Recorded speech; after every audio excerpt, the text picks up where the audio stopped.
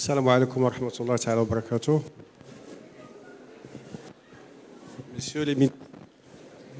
Monsieur le Président de la région, Monsieur le Secrétaire général représentant du Wali, Madame la Directrice représentante de l'Organisation des Nations Unies Développement industriel, Mesdames et Messieurs, honorables assistances.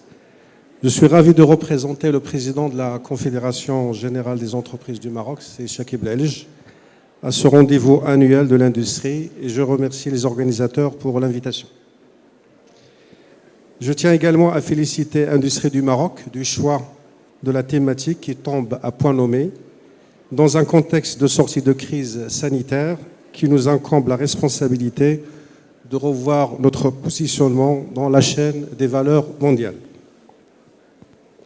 Comme vous le savez, l'économie mondiale actuelle est hyper connectée, caractérisée par des liens commerciaux profonds qui rendent le monde plus vulnérable au choc.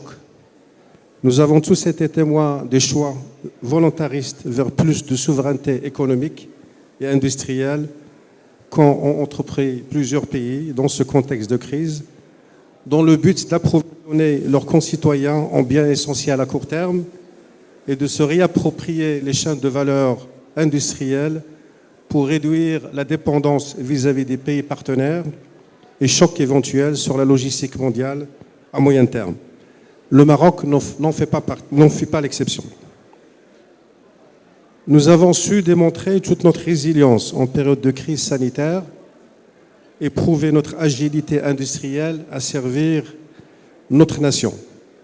Je citerai à cet effet plusieurs actions entreprises, la stratégie nationale d'import-substitution pilotée par notre ministère de l'Industrie, la réorientation de la production d'industriels dans le textile ou dans la pharma pour servir l'intérêt collectif dans un contexte sanitaire compromis, et aussi les efforts consentis par l'ensemble de l'écosystème pour le maintien de l'emploi, ou encore le rattrapage technologique dont on fait part de nombreux acteurs.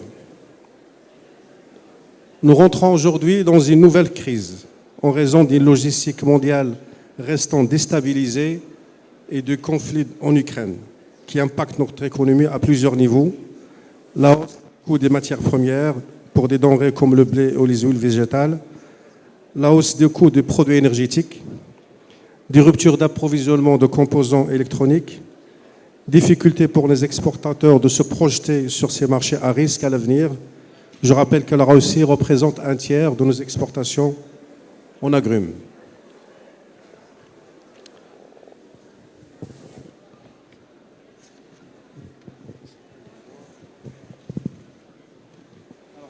Malgré ces craintes, nous tenons bon. Nous observons des niveaux de production en reprise avec des taux d'utilisation des capacités industrielles retrouvant leur niveau d'avant-crise pour la plupart des secteurs.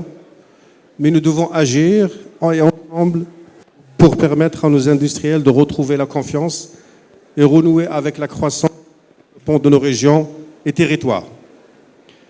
Pour réduire notre dépendance aux importations, il est essentiel d'encourager les produits de substitution en donnant tout avantage aux facteurs de production. Dans ce sens, la révision des accords de libre-échange et des accords commerciaux contribueront inéluctablement au renforcement face à une concurrence étrangère.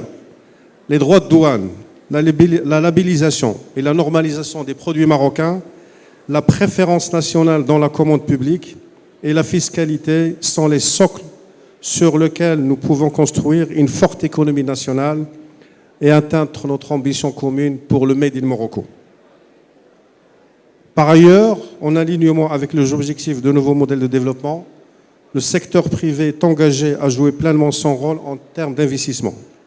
Dans ce sens, la charte d'investissement en cours d'élaboration par les pouvoirs publics et à laquelle nous sommes associés viendra créer une nouvelle dynamique et permettra de saisir les opportunités pour les secteurs d'avenir. Je citerai par exemple la transition énergétique, la fabrication des vaccins, l'industrie 4.0 et d'autres. D'ailleurs, je ne pourrais pas parler d'industrie et d'exportation sans parler de transition énergétique. Nous avons une opportunité unique pour repositionner notre pays stratégiquement sur l'échiquier mondial avec l'avènement du Green Deal. Et nous devons nous donner les moyens de la saisir. Cela passera nécessairement par une revue de nos pratiques, mais également par l'accélération du développement de sources d'énergie propres, le solaire, l'hydraulique et l'éolien, entre autres.